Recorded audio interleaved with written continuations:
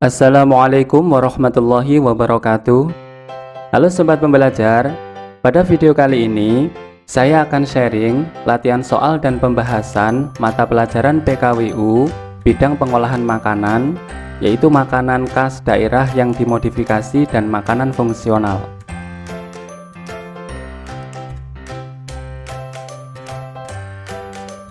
Langsung saja kita mulai dari soal nomor 1.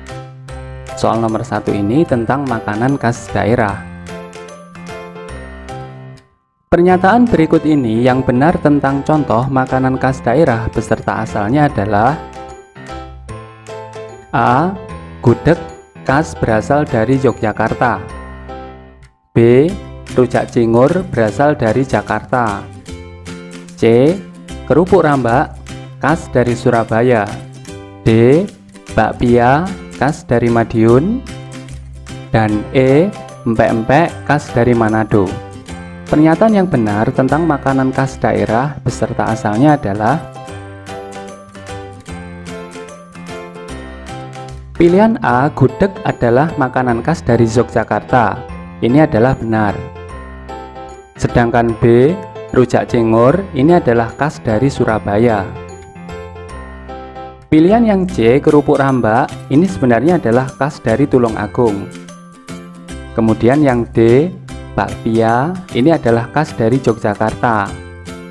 Sedangkan E, empek-empek, ini adalah khas dari Palembang. Sehingga jawaban yang tepat untuk soal nomor 1 adalah A. Gudeg khas berasal dari Yogyakarta.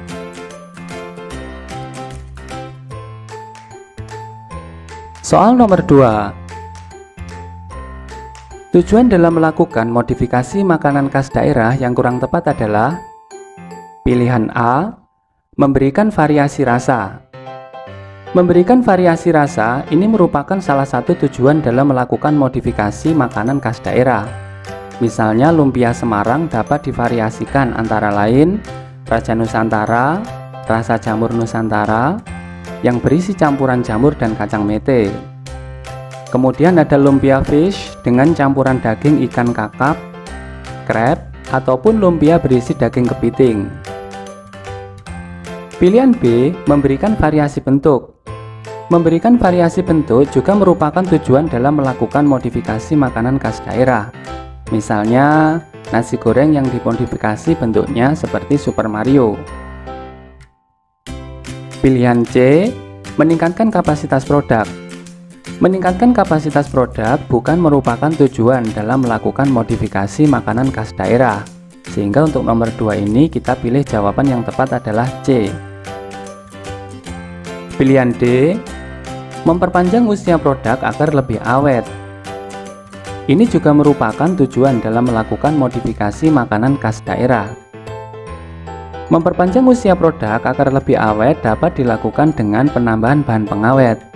Misalnya asam sitrat, garam, gula, ataupun secara biologi misalnya dengan fermentasi, pengasaman, pengasinan, ataupun pemanisan. Dan yang E, meningkatkan tingkat higien produk. Ini juga merupakan tujuan dalam melakukan modifikasi makanan khas daerah. Sehingga untuk soal nomor 2 ini, tujuan dalam melakukan modifikasi makanan khas daerah yang kurang tepat adalah C. Meningkatkan kapasitas produksi.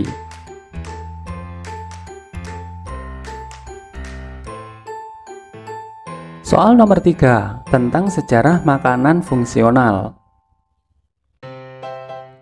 Latar belakang konsep pangan fungsional yang pertama kali diperkenalkan di Jepang pada tahun 1984 dengan istilah Foshu adalah: latar belakang konsep pangan fungsional ini adalah semakin banyaknya populasi orang tua yang berpotensi terhadap peningkatan penyakit kronis seperti penyakit kardiovaskuler, kemudian penyakit diabetes mellitus atau kencing manis, kemudian penyakit hipertensi, osteoporosis, dan juga penyakit kanker. Oleh sebab itu, untuk soal nomor 3, jawaban yang paling tepat adalah E. Latar belakang konsep pangan fungsional yang pertama kali diperkenalkan di Jepang dengan istilah Foshu adalah semakin banyaknya populasi orang tua yang berpotensi terhadap peningkatan penyakit kronis.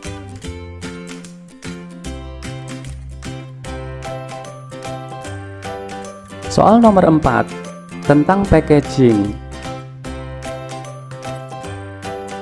Pewadahan makanan fungsional dengan menggunakan bahan tertentu sehingga produk yang ada di dalamnya bisa tertampung dan terlindungi serta siap untuk ditransportasikan, didistribusikan, disimpan, dijual, dan dipakai merupakan proses.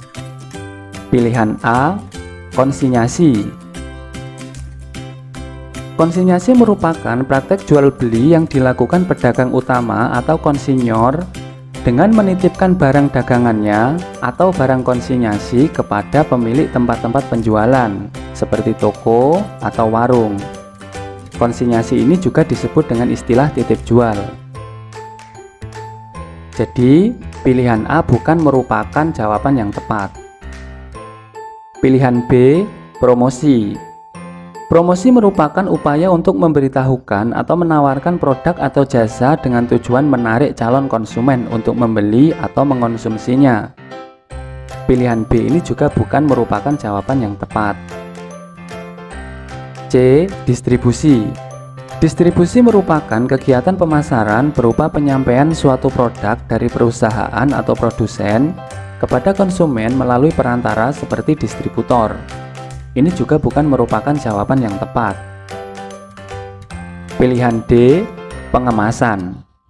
Pengemasan artinya adalah pewadahan produk makanan fungsional dengan menggunakan bahan tertentu, sehingga produk tersebut bisa tertampung, terlindungi, dan siap untuk diproses. Sehingga untuk soal nomor 4 ini, jawaban yang tepat adalah D. Pilihan yang E, labeling. Labeling produk merupakan bagian dari pengemasan sebuah produk yang mengandung informasi mengenai produk atau penjualan produk tertentu. Dengan demikian, pewadahan makanan fungsional dengan menggunakan bahan tertentu sehingga produk yang ada di dalamnya bisa tertampung dan terlindungi serta siap untuk diproses adalah merupakan definisi dari pengemasan. Sehingga kita pilih jawaban nomor 4 yang D.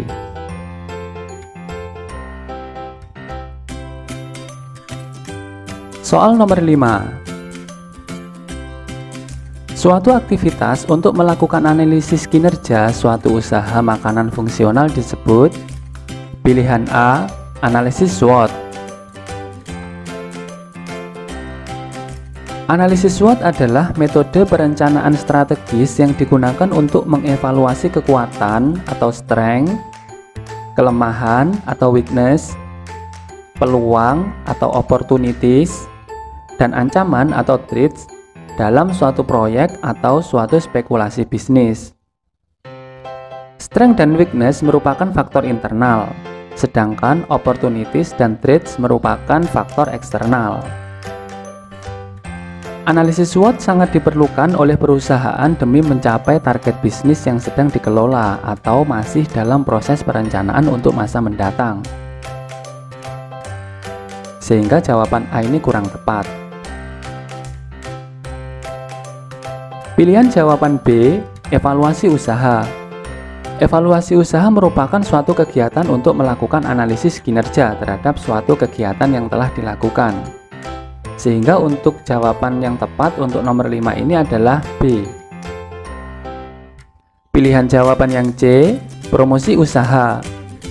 Promosi usaha merupakan upaya untuk memberitahukan atau menawarkan produk atau jasa dengan tujuan untuk menarik calon konsumen untuk membeli atau mengonsumsinya.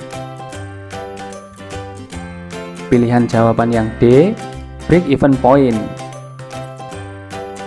Break-even point atau biasa disingkat dengan istilah BEP merupakan suatu kondisi di mana jumlah pengeluaran yang diperlukan untuk biaya produksi sama dengan jumlah pendapatan yang diterima dari hasil penjualan.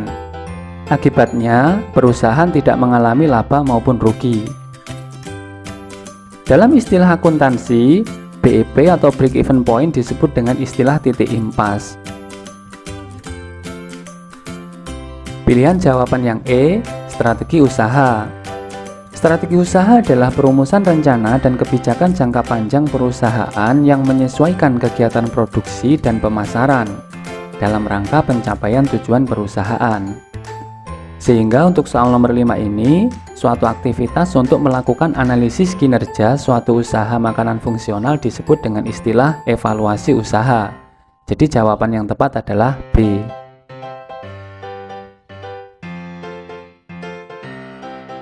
Soal nomor 6, mengenai media promosi. Pernyataan berikut ini yang bukan fungsi media promosi adalah A. Informing atau memberi informasi. Promosi adalah cara perusahaan untuk memperkenalkan produk kepada para konsumen. Dengan adanya promosi ini, para konsumen akan mengenal berbagai jenis fitur dan juga manfaat yang terdapat dalam suatu produk tersebut. Sehingga salah satu fungsi dari media promosi adalah informing.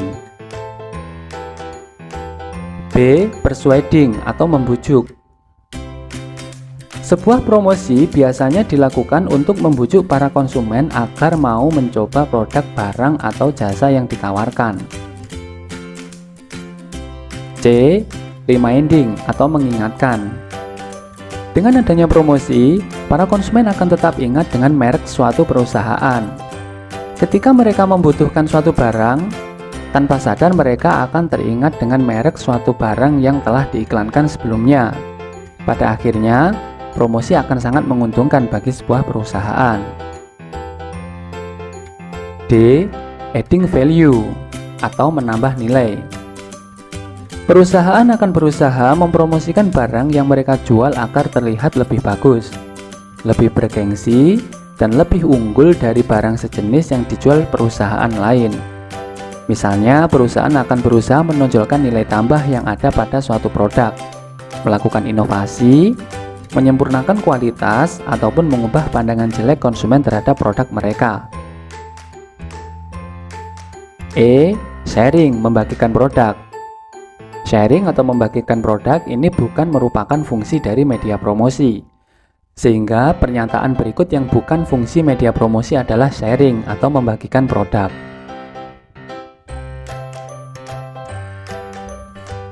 Soal nomor 7 tentang sistem konsinyasi. Pernyataan yang bukan merupakan contoh konsinyasi adalah, tadi sudah diuraikan sebelumnya bahwa sistem konsinyasi merupakan praktek jual beli yang dilakukan oleh pedagang utama atau konsinyor dengan menitipkan barang dagangannya atau barang konsinyasi kepada pemilik tempat-tempat penjualan, atau biasa disebut dengan istilah konsinyi atau komisioner atau reseller, seperti pada toko-toko atau warung. Istilah lain dari sistem konsinyasi adalah titip jual. Pernyataan yang bukan merupakan contoh sistem konsinyasi adalah A. Produsen makanan menitip jualkan di supermarket. Ini merupakan contoh sistem konsinyasi. B. Produsen makanan menitip jualkan di warung-warung. Ini juga merupakan contoh konsinyasi. C. Produsen koran dan majalah menitip jualkan kepada agen atau loper koran. Ini juga merupakan contoh dari sistem konsinyasi. D. Penerbit buku menjual bukunya kepada toko buku atau gerai. Ini bukan merupakan contoh sistem konsinyasi. E. Produsen obat-obatan menitip jualkan di apotik. Sedangkan yang ini adalah contoh dari sistem konsinyasi. Oleh sebab itu, pernyataan yang bukan merupakan contoh sistem konsinyasi adalah yang D. Penerbit buku menjual bukunya kepada toko buku atau gerai.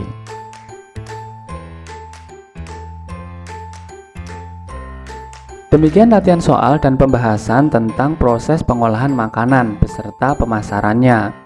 Selamat belajar dan semoga sukses. Wassalamualaikum warahmatullahi wabarakatuh.